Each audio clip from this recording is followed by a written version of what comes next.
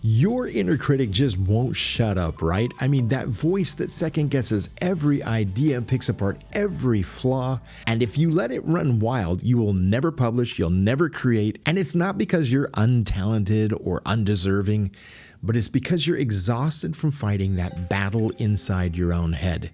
But here's the naked truth. Your inner critic was never meant to be a blockade. It's actually trying to protect you.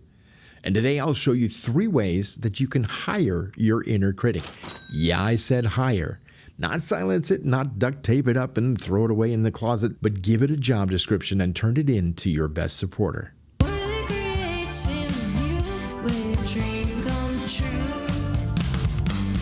Your inner critic may be the biggest obstacle that you'll ever face, actually just wants to protect you.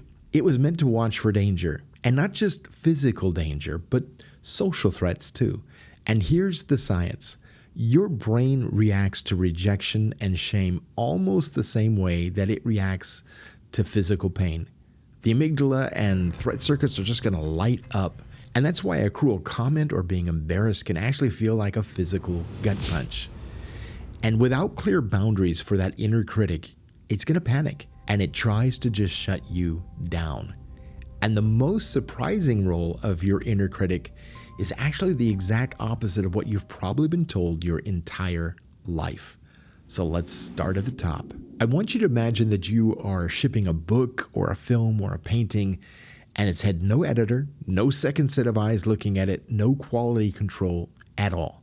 That's chaos. Your critic's first job is to be your editor. So when your critic says that this isn't good enough, translate that into what isn't polished yet? What do I need to go back and fix before I let this go? So I actually have a little thing I call the cringe test that I've used for 3 decades. Whenever I edit a video for somebody, I go back and watch it 3 times in a row. By the second time, if anything's not quite right, your inner critic is going to start picking up on that. By the 3rd time, you're actually going to feel this physical tightening up and sharpening, and it's going to tell you, go back and fix this one thing before we go on. Now, the voice is not saying stop. It's saying make it right. And once you make that shift, that mindset shift between thinking of your inner critic as an enemy or an ally, you're going to feel safer about releasing your work because now it's been inspected, it's been pressure tested, it's been reviewed. Picture this. You're a pilot. You have done your pre-flight checks. You've walked around the airplane and made sure everything looks good. But your inner critic pipes up and says, what if this plane crashes? Now, most of us are going to hear don't fly, but what if it means pay attention? Something matters here. If you've ever felt uneasy in a situation, but you just couldn't put your finger on why you felt that way, that is your inner critic noticing something that your conscious mind missed. And here's the biology. The anterior cingulate cortex is the brain's error detector. It's always scanning around to see if something is off. It's called negativity bias. It's when the brain weighs a possible threat as being heavier than a possible win. And it's part of your survival instinct, not self-sabotage. That's why we find ourselves doing nothing when opportunity is literally right there in front of us. Our brain has seen something that is a red flag. And even if we can't say why consciously, our inner critic has picked up on that. So instead of letting your inner critic just ground you, rehire them as your risk manager. Their job is to run the checklist. Do we have enough fuel? Are the wings clear? Did we pack all the parachutes? And when it says something to you like, what if nobody's going to like this? You say, great question. Let's test it small first. Let's share it with 5 people before we share it with 500. That's called behavioral experimentation in psychology. Real world data beats catastrophizing or imagining every time. So it's not there to stop the flight. It's there to make sure that you don't nosedive because you forgot to check the engine oil. This next role is the one that actually flips everything upside down about your relationship with your inner critic and yourself. When your inner critic says something like, you're not ready, Don't treat it like a death sentence. Treat it like a sparring partner throwing punches in the boxing ring. See, boxers don't get stronger by shadow boxing thin air.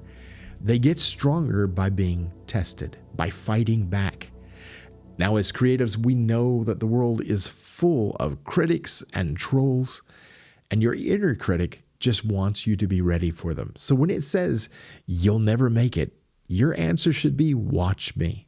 And when it says, this song isn't good enough, your answer needs to be, then I'll put in the hours to make it undeniable. You need to build up that creative muscle, that creative strength and resilience. Psychologists would call this defensive pessimism, anticipating problems so that you can prepare better. And if you use it wisely, it's going to sharpen you instead of paralyze you. And suddenly that voice becomes resistance training. It builds creative muscle, and it prepares you for the fight that really matters, not the one in your head, but the one out in the real world. So instead of silencing your critic, now we've hired them, we have turned them into our editor, and we're using them as a risk manager and a sparring partner. And that is how you turn self-sabotage into your secret weapon. Now I'm going to share something that's actually very deeply personal with me. This show almost never happened. And I don't just mean this episode, I mean this entire thing, because I almost never launched. I almost listened to my inner critic and decided not to launch. But I did listen enough to understand that my inner critic thought maybe I wasn't quite ready. I did not let my inner critic shut me down. I didn't have him, tell me, don't ever do this. And when you stop wasting your energy fighting your inner critic and start giving it a job to do, you free yourself. You are no longer paralyzed by endless noise. You're going to be polished and prepared and pushed. And that voice inside is not a mistake or something to be avoided. It's not broken, and neither are you. You just have to learn to work together.